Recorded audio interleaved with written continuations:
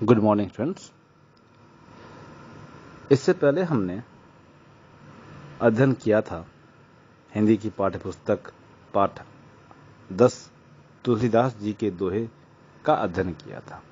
अब उसी पाठ का दूसरा अंश है जो सुंदरकांड से लिया गया, और यह सुंदरकांड रामचरित से लिया गया कि रामचरित से लिया गया सुंदरकांड का जो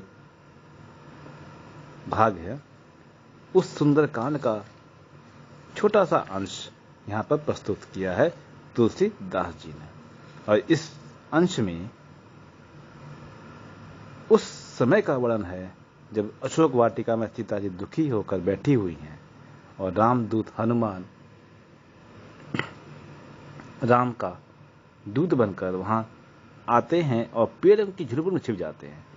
सीता जी के सामने वह मुद्रिका व अंगूठी जो राम ने दी है वह डाल देते हैं, और उस अंगूठी को देखकर सीता जी आश्चर्य से देखती हैं, और उस अंगूठी को देखकर अनेक प्रकार की शंकाएं उनके मन में उठती हैं। तभी हनुमान जी उनके सामने आते हैं और सारी कहानी बता देते हैं, जिस कहानी को सुनकर सीता जी आश्वस्त हो जाता है, उन्हें विश्वास हो जाता है कि ये रामदूत हनुमान है। तो आइए देखते हैं पंक्ति का क्या अर्थ है सुंदरकांड से जो लिया गया। देखिए, लिखते हैं तुलसीदास जी कि जब तब देखी मुद्रिका मनोहर, राम नाम अंकित अति सुंदर। मुद्रिका मतलब अंगूठी। कि जब पेड़ों की झुरमुट में छिपे हुए हनुमान जी ने जब मुद्रिका व अंगूठी नीचे गिरा दी, तो जब अंगूठी को सीता जी देखती हैं तो क्या कहते, तब देखी मुद्रिका मनोहर, कि जब सुंदर अंगूठी जो मन को मोहने वाली थी, उस अंगूठी को सीता जी ने देखा। राम नाम अंकित अति सुंदर, जिस पर राम नाम का अति सुंदर उसमें अंकित था, उसमें राम नाम का नाम अंकित था। चकित चितव मुदरी पहचाने, हरस विषाद हृदय अकुलाने। चकित मतलब होता है हैरान, चितव मतलब देखा, विषाद का मतलब दुख। उस अंगूठी को देखते हुए वो हैरान हो गए, हैरान होकर देखने लगी और उस अंगूठी को उन्होंने पहचाना। खुश होकर और थोड़ा दुखी होकर भी अपने हृदय में से व्याकुल हो गई।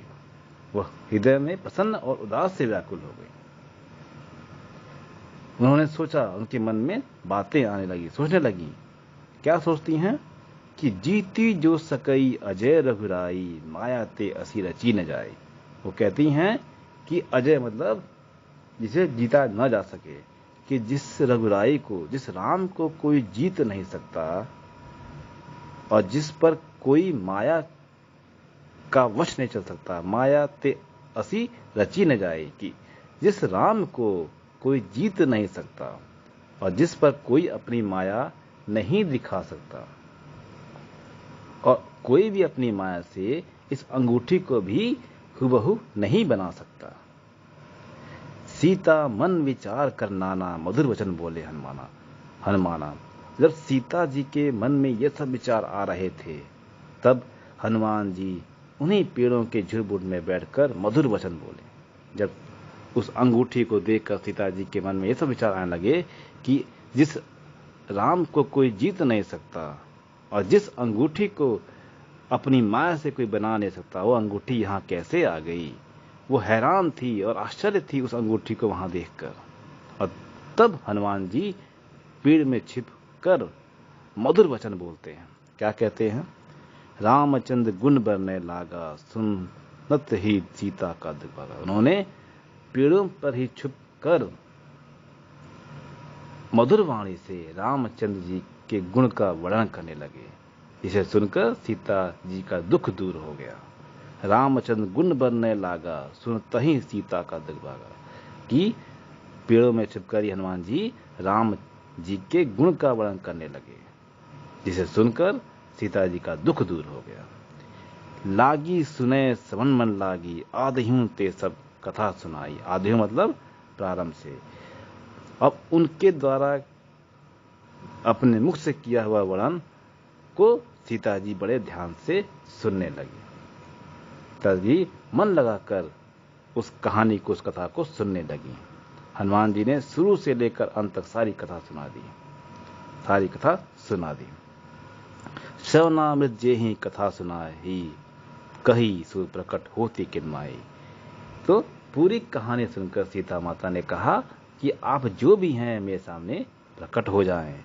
श्रवणामृत जे ही कथा सुनाए, कि पूरी कथा सुनकर सीता जी ने कहा आप जो भी हैं मेरे सामने प्रकट हो जाएं।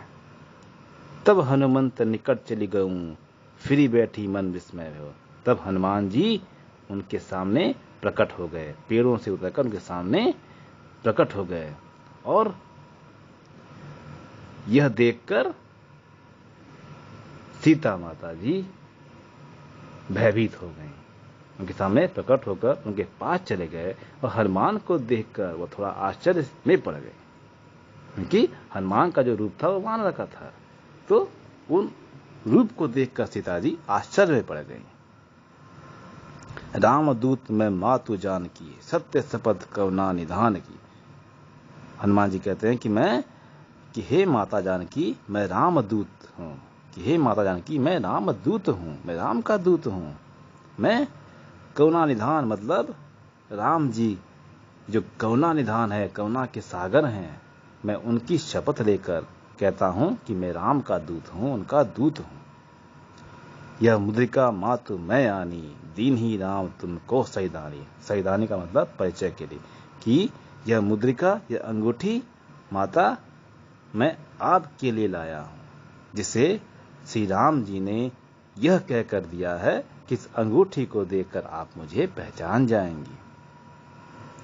नर वानरई संग कहु कैसे, कही कथा भय संगति कैसे। अब वो सीता माता कहती हैं कि किस प्रकार से नर जो मानव और वानरई बंदर की किस प्रकार से नर मनुष्य और बंदर का साथ किस प्रकार से हुआ। कही कथा भय संगति कैसे, किस प्रकार से आप दोनों का साथ हुआ, मैं पूरी कहानी मुझे तुम सुनाओ, कि किस प्रकार से मनुष्य का और वानर का साथ हुआ। इस कहानी को आप मुझे बताइए। कपि के वचन सब प्रेम सुनी, उपजा मन विश्वासा। और कपि मतलब वानर, कि हनुमान के वचन सुनकर बड़े प्रेम से जो उन्होंने बता, उस वचन को सुनकर सीता जी के मन में जो संदेह था वो दूर हो गया, और उन्हें विश्वास हो गया कि जाना मन कर्म वचन यह कृपा सिंधु कर दास। वह जान गई कि यह मन से, कर्म से और वचन से कृपा सिंधु मतलब राम का ही दास है। ये कोई माया नहीं है, ये कोई माया भी नहीं है, यह राम का एक दास है।